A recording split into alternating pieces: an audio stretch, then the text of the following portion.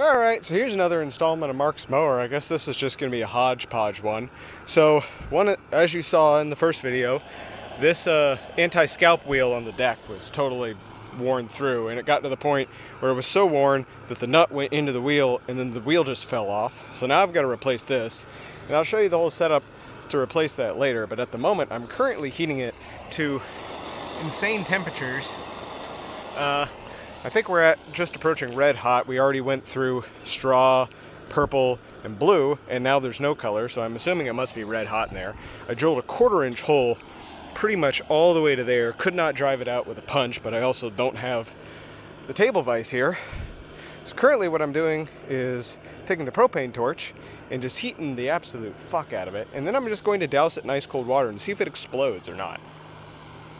If I'm lucky, the little bolt inside of there will go and suck up like that because there's so little metal in it, and this big fat fucking piece of metal won't do that, and that'll break the metallurgical bond, I guess, whatever you want to call it, between the two, and then I can drive that out.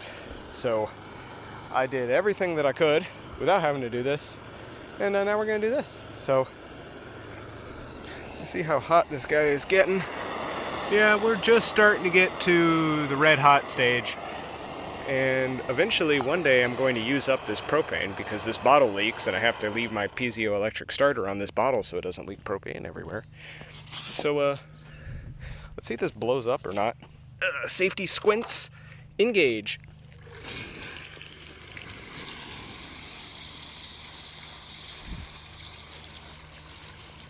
At the very least, this will be nice and heat treated now.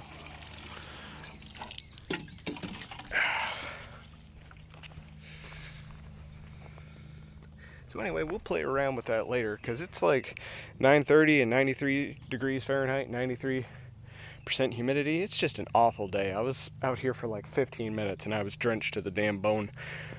Oh, anyway, we'll let that cure until this afternoon. Okay, I heated it up just a little bit more to boil all the water off, and we're just going to give her just a touch of PB Blaster. Just so that she doesn't do anything funny in case it rains. And we'll let that marinate for about 8 hours? Something. 10 hours? Something like that. Oh great, I broke my fucking tube again. Awesome. Hey look, a green dog. Bye green dog. Alright, it's a long day, but I'm back from work at 7. And let me just go over what exactly I'm trying to do here in a little bit more detail. So I'm trying to employ the technique that Taryl Fixes All uses in his video, except it's not going as smoothly for me as it did for him, because I don't have my drill press here, or my table vise, or my punch set, or my good drill bits, or really anything except for this like 12-inch nail and a 3-pound hammer and this old busted propane tank and a beer. And I'm trying to make this work. So what I've done is I've drilled a 3/8 hole into the back of this pin, and this pin is sort of, this camera will focus, it's sort of stamp fit in here. It's a 3/8 pin that goes through this, I guess this is also a pin, arm doohickey, whatever you want to call it, for the anti-scalp wheel. It's 3/8 pin, it goes in here, and then they stamp a 3/8 depression in it that smooshes it out to an inch, or to 1/2 inch. So what I did was drill down to the shelf in here. See this ledge? I didn't drill that. That was already in there. I just drilled the pin out.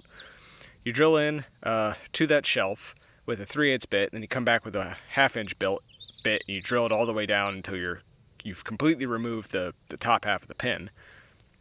And then you're supposed to drive that out with a punch, but I don't have a punch. I got a big ass nail, and as you can see, nail is not as hard as a punch. And I don't have my table vise. I've got a little tiny, like 3-inch clamp-on vise that I had to mount over there to the frame of my boat trailer, and I was beating on that, and that was just not going well, and I don't even have a punch block to put this on. It's hard to put a punch block on it because of this stupid fucking shoulder right here, but anyway, I digress. And so when that didn't work, I then took the propane torch and heated it up to the point where you can see the rainbow going on in there. I got it just to the point where it was red hot, and then we dumped water on it. You saw all that. to try and shock that and get the two to break apart. So ideally, if you were, if you had like a stuck like engine manifold bolt or something, you would heat up the pin or the head of the bolt, and that would get nice and red hot, and it would heat up the block as well. And then you spray water on just the head of the bolt, and the bolt shrinks down. And as it shrinks down, it loses contact with the wall, so it cools down faster, and it actually shrinks, and it breaks any like rust or metallurgical bonds between the two, friction welds, and then you can take it out. And also it's just become physically smaller because whatever it's in heats up, and then the thing shrinks down, and then you can move, and then you can pull them out.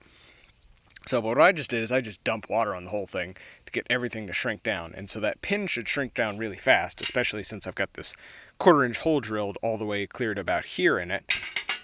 And then when that shrinks down, it moves away from the wall. This has a whole lot more heat in it, so it shrinks down more slowly, and it can suck heat from all of this steel over here. So hopefully with any luck, I can put this on something and drive it out with this pin, and it's not going to fight me like an absolute devil, but it is. So anyway, I'm going to, preemptively pre-game my beer here,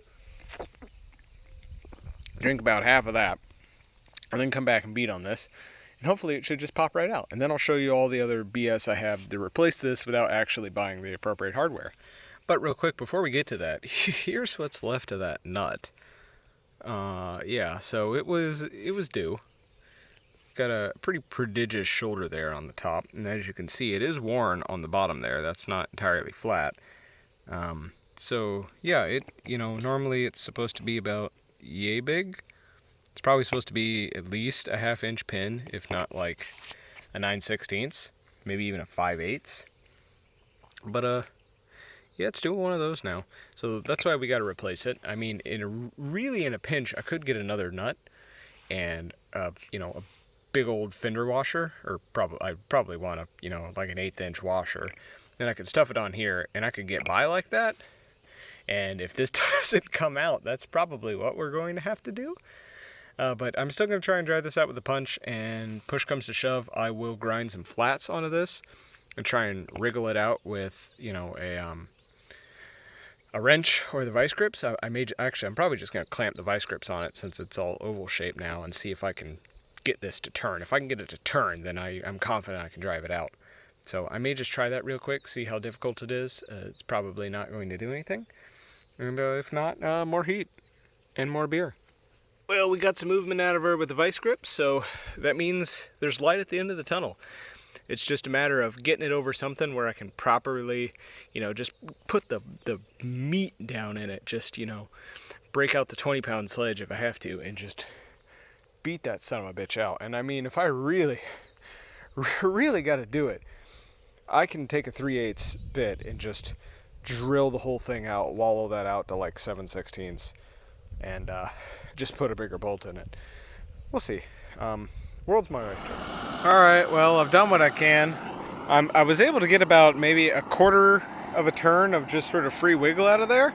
So I think if I do this enough times, I might be able to break it free far enough with the vice grips that I might be able to put this in a clamp and get it to spin and drive it out. But I just took this, whatever this is, 10-penny nail, some kind of nail that I have that I made into a punch, and I bent the absolute shit out of it, did everything I could, can't get it out. Couldn't get it out with the big ass nail because it's just too big. I did remember that I have a punch set here, but I don't know if I have the correct size punch. Also, they're my gunsmithing punches, and I kind of don't want to ruin them. But anyway, we're back on the bottle, and we're just going to get this thing stupid hot. And then I guess try and get a squirt bottle and just, just get just a skosh of water on just the inside of that hole. Like maybe, I think I have some squeeze bottles. I can just fill those up with water and just spray it straight into that hole so that we can get, that's hot, get that pin cold, but leave all of this smoking hot. And hopefully if we do that, I should be able to either grab it onto it with the vice grips or something and get it out, because I just don't have anything I can use as pin block for this. I was once again laying it on my boat trailer. So we shall see. Wish me luck. Alright, she's been cooking for about 15 minutes. I got the punch set out, so we'll break that. I'm going to use the 5/16 because I know if I use the quarter it'll get stuck in there, because was not able to get the 1/4 inch all the way to the bottom, so I know if I drive that 1/4 in there, it ain't coming out. So we're going to try 5/16 and hopefully I can get that to seat correctly. That should probably be, if I had 3/8 that'd be perfect, but it don't. Well, that brass one might be 3/8, but I sure as shit ain't ruining a brass punch on this. I think we're at the point now where the whole thing is boiling. So we're going to squirt this over here and see if that boils. Okay. Okay, so the boiling point is right about that hole. So with my leather glove, I should be good to pick up the butt end, bring it over to yonder vise on the boat, and give her a quick squirt, give her a quick whap, and hopefully drive it out. So I'm going to do that, and we'll tune in to see if it works or if I burn myself horribly. Let's find out. Contact.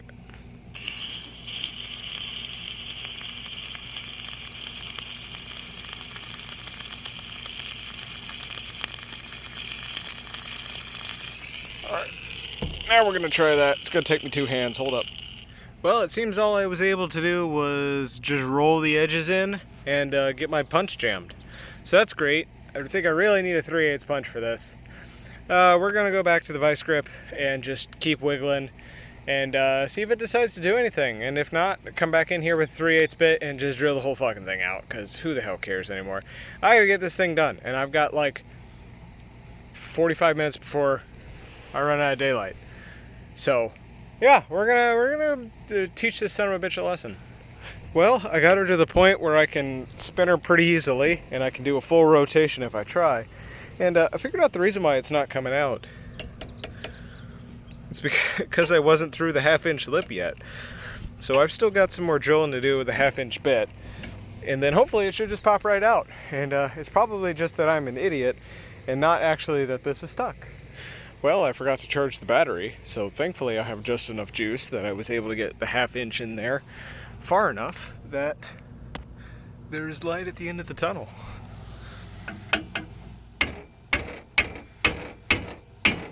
Alright, well, anyway, I'll finish that up, but this is coming on out. She's out, finally.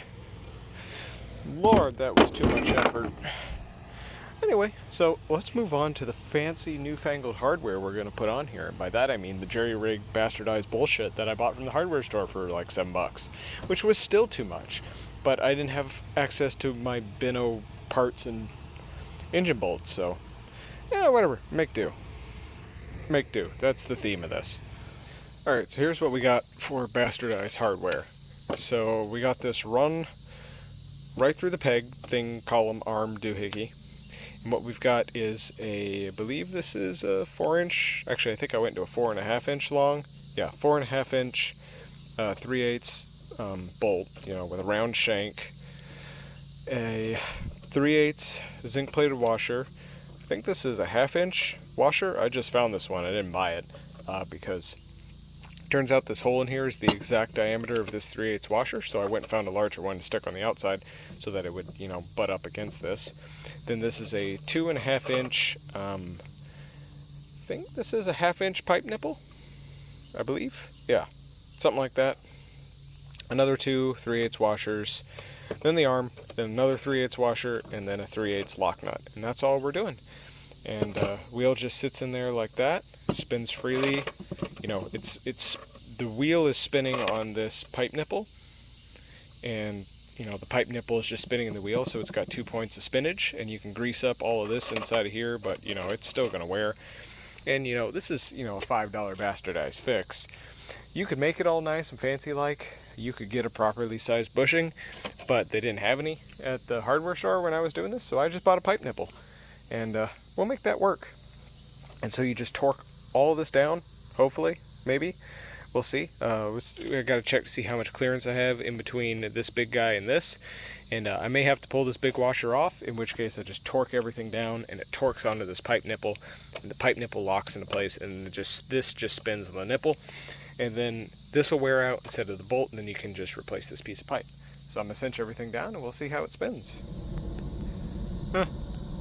Three C-17s flew over. I don't know why the hell. They're in some sort of formation going dead south. But anyway, we got all this torqued down, and it's a lot better than I anticipated. It's actually pretty much the perfect size. There's like not even an 1/8 inch of play in there.